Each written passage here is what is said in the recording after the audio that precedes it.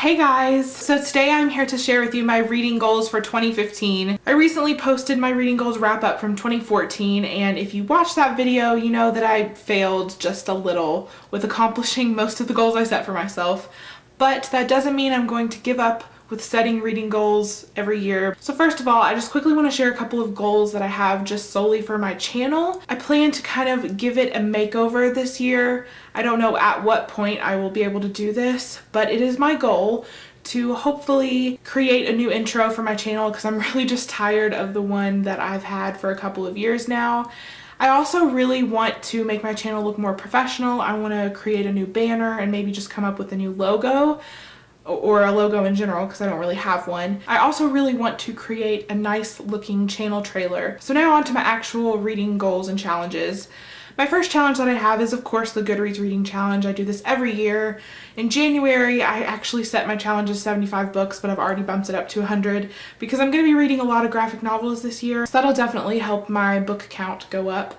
And you know, I really like trying to read 100 books a year. It's really fun. So going to do that again. So for my next challenge, I actually created a TBR jar. I made these out of Pringle cans, like the small ones, and I'm going to cut out a piece of paper to label this jar. And I am going to label this the must-read TBR jar. I'm going to write on pieces of paper the books that I have on a Goodreads list that I've created called Must Read or Classics I Must Read or something like that. But it's not just going to be like old classics, it's going to be just anything that I feel like I just really need to read. And my goal is to read 5 books from this list of books throughout the year. If you'd like me to do like a DIY tutorial on how I made this TBR jar, just let me know. It's pretty simple, but you know, if you want to see a step-by-step, that always helps. So I would definitely be willing to do that. My next goal is to read 5 nonfiction books this year. It's not pushing me to where I feel pressured to read a bunch of nonfiction, but it still challenges me to pick more up than I usually do because I usually don't read any. My next challenge is to read 5 short story collections.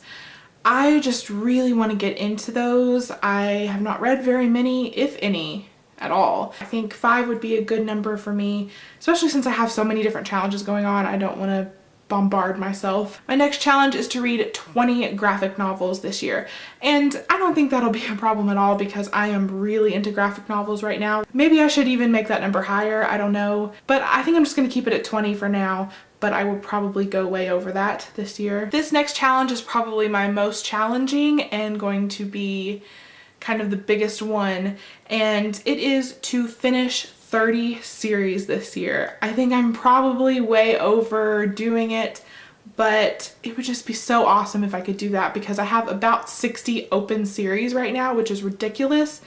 So I would love to just cut that number in half. And I have a rule that I'm going to tack on to that. I can only start a new series after I have finished one because I just have way too many open series, and it bothers me that I have that many open series because it's just too much going on and too many plot lines to try to remember before I go on to the next book in a series, and it's just crazy. Then I have a reading challenge that I am doing on Pinterest. It's kind of just a random book challenge that my mom came across, and I was like, ooh, that looks fun, so I'm going to do it too. There are 12 challenges. I'm just going to quickly run through these 12 books that I want to read for this challenge. The first book is Goodnight June by Sarah Geo, and this would complete the challenge to read a book that your mom loves. Next I chose Fahrenheit 451, and this book will complete the challenge to read a book that you should have read in high school, but you didn't. Next I have Ready Player One by Ernest Cline, and I tried to pull up the cover on my Kindle, it wasn't working, so I figured I would just show it to you this way. Reading this book would complete the challenge to read a book that you feel like everyone but you has read. Next I have Junie B. Jones and the Stupid Smelly Bus by Barbara Park. This fulfills the challenge to read a childhood book. I've actually already read this, so that's good. 1 down, 11 to go. Next I have The Name of the Wind by Patrick Rothfuss, and this would complete the challenge to read a book from a genre that you don't typically read.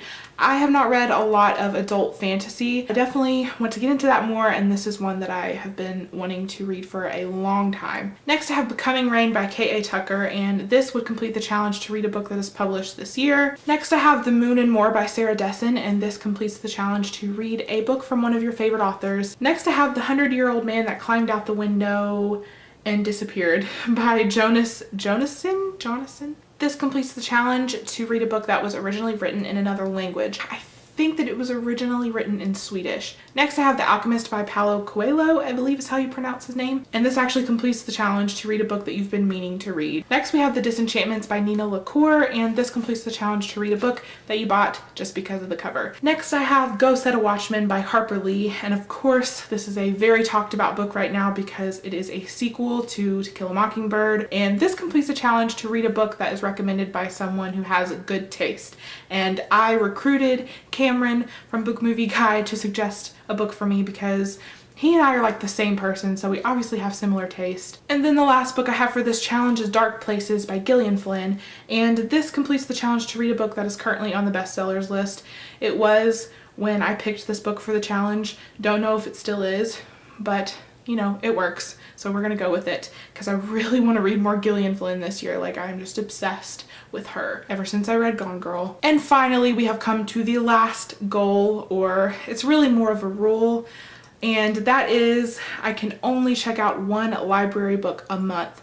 But this excludes graphic novels because I get all my graphic novels from the library, and I could read 10 graphic novels in a month if I wanted to because I can just get through them so fast. So I decided that those will not count for this, but as far as actual full-length novels, only one a month. This is going to be hard for me because I love going to the library and bringing home books, but I really do need to limit myself because I need to read the ones that I actually spend my money on. So, you know, it makes sense. So that is it for my reading challenges and goals that I'm setting for myself this year. Thank you guys for watching this video, and I will see you in the next one. Bye. Next.